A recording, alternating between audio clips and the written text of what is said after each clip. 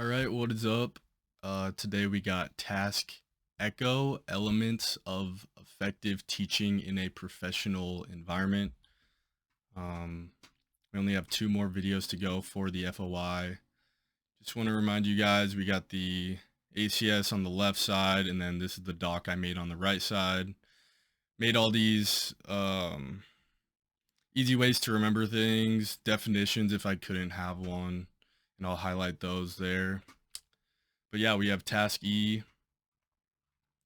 Um, just want to remind you guys, in the ACS for the FOI, there are two required ones right here. The evaluator must ask task E, task F, and at least one other task for the initial flight instructor applicants. So we know he's going to go over task E. He has to. It's not that long. We'll go over it pretty quick, but yeah, just know he's going to go over it. We'll go over professionalism down here. That's probably the main one he'll go over. But we'll just go through the whole thing because we want to be fully prepared. So, okay. First, we have aviation instructor responsibilities. And then for that, I have this acronym HEMPS. So first we have helping learners, or over here I just have helpful. So you're motivating, creating an enjoyable learning experience. You're helping the student through anything they need to do. That's what you're there for. So helping the learners, that one's pretty obvious.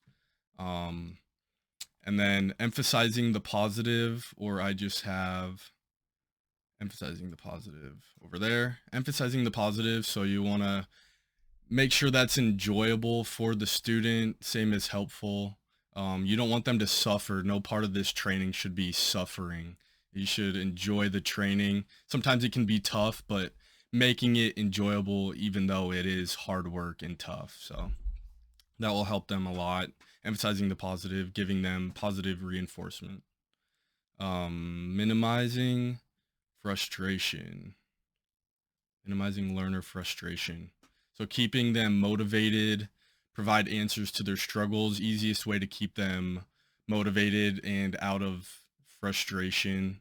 If they're getting frustrated, they can't move on to something else. Maybe if they're in a plateau, a learning plateau, that's when you move on to something else.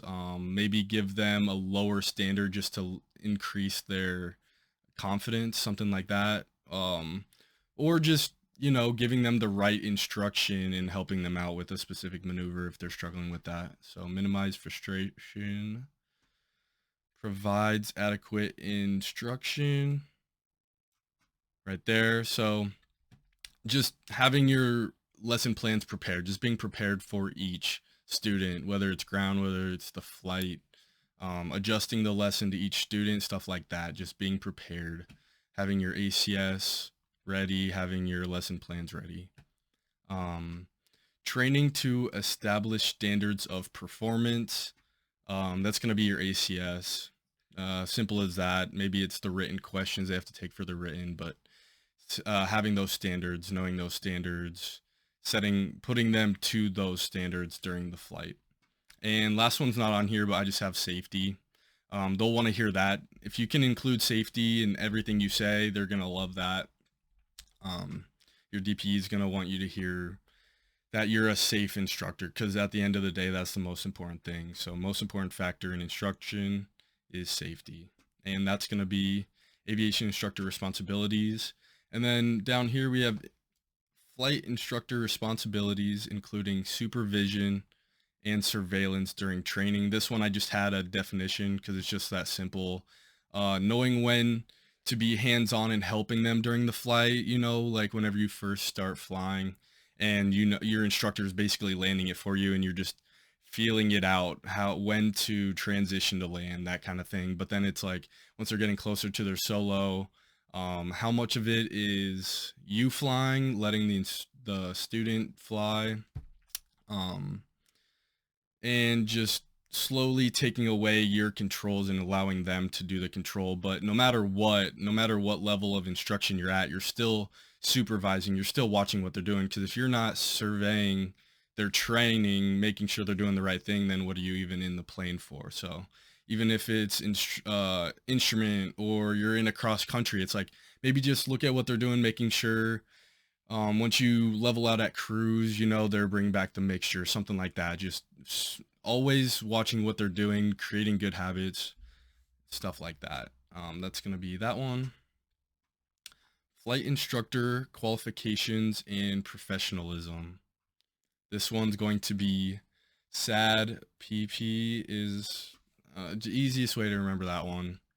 Unfortunately, that's going to be sincerity, acts in best interest of the student's feelings. So whenever you're giving them these tips and helping them out through their training, but not being too hard on them, being sincere, you don't want to be so hard on them that they want to quit, because then what's the motivation in that? If they don't want to be there, it's going to be hard for them to learn.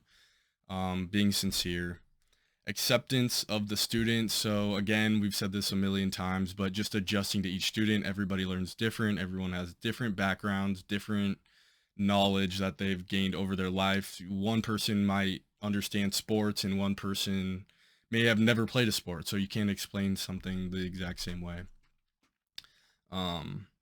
Demeanor.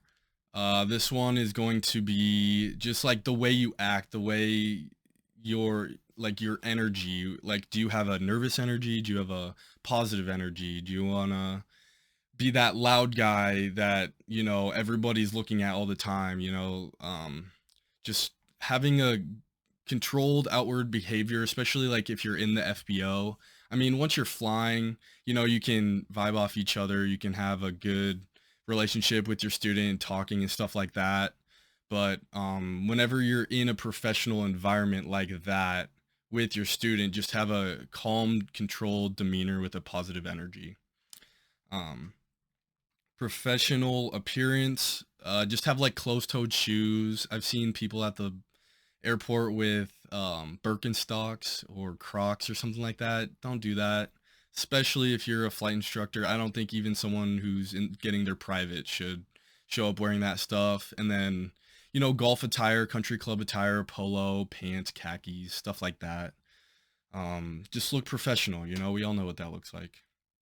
And then proper language, so limiting your slurs, talking respectfully of others, so not talking trash about other students. Maybe you have one student come in and another one's leaving, and then you're like, oh my gosh, I just had the roughest flight with my last student. He's terrible. He's at 80 hours and he still hasn't soloed, something like that. It's like, that is private information. You don't need to be telling other people that, because especially if you're saying that to one student, they're like, geez, whenever I look at, or the way you're talking about your other students, how do I know you're not talking about that, talking to other people about my performance? Because you're just losing their trust. There's no trust. And then they're going to be, feeling weird about their ability to fail in the future. It's like, oh geez, if I fail this, or I have a really bad landing and I bounce this a couple times, is he going to go talk bad about me to his other students or his other instructors? It's like, no, just be respectful of other people, use a lower volume, especially in the FBO, limited slurs. Again, once you're in the airplane or maybe you're out in public, like if you're getting coffee or something doing ground, it's like, if you have their relationship with them, maybe you can cuss a little bit, not a big deal, but limited slurs. So that's professionalism. Qualifications, I mean, that one's just going to be being proficient, having your flight instructor certificate, stuff like that. Pretty simple. We all know if we're qualified or not. Staying up to date on your information. Yeah, professional development is the next one. And that's just going to be continuing your education, like I was just talking about, as a pilot, as a flight instructor, maybe gaining new certificates, maybe going for your CFI or your MEI. Completing FAA programs, they have wings, they have the FAST programs, attending aviation conferences, stuff like that, going to meetings. As a flight instructor, you probably have meetings through your FBO. And then we have instructor ethics and conduct. That's going to be our last one. And for this one, there is this document made It's on the FAA website, and I just used that acronym. I did it out of order, out of the 7 sections, but it's TUGPs. And then if you need to find that, it's on the FAA website. So go right here. Aviation or Aviators Model Code of Conduct is the AMCC.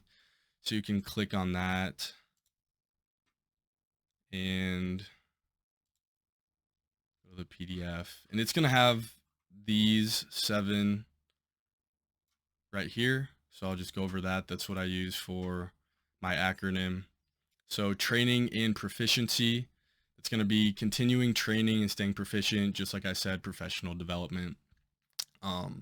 Use of technology, having a balanced use of technology. So not using your iPad too much, still knowing how to fly, stuff like that. But also knowing how to use all of the technology in the airplane. If there's an autopilot, know how to use it. Even if you don't want to use it, know how to use that stuff, general responsibility of aviators. So having good aeronautical decision making and overall just safety, because that's the most important thing in aviation, is being safe.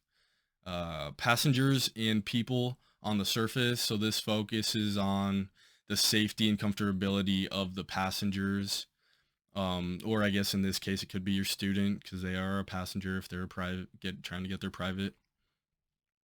Environmental issues, impact of environmental pollution and noise pollution. Advancement and promotion of general aviation. So promote aviation as a safe and effective industry. And security, it just addresses potential concerns involved in aviation. It is a dangerous industry in itself. But if we can keep it as safe as possible, it's not that dangerous. I mean, all of the plane crashes apparently going on right now, whenever you compare it to car crashes, it's really not bad at all. Car crashes are like one of the leading causes of death. So if you can make it as safe as possible, and you can make it safe, there should be no concerns in aviation. And that's it for task E. 7 sections of that. And yeah, next I'll do task Foxtrot, and that one will be elements of effective teaching that include risk management and accident prevention. And like I said at the beginning, task E and task F are required for your DPE to ask you on the check ride. So just know they're going to ask you something with professionalism is most likely what they're going to talk to you about. I remember he asked me about that. And like, I would have this popped up, you can go to this, but I wouldn't just go like, sincerity. Don't go like, just in your mind, you know what a professional is like. You've seen what it's like to be professional, what it's not like. So just give him your own examples. If you have to go to this reminder, oh, proper language. Okay. Yeah. So someone who's not yelling all the time or using slurs, stuff like that. He's going to ask you that one. But yeah, E and F are required, and then he'll ask you at least one more, but at least on mine, he asked me like 4 or 5 of these.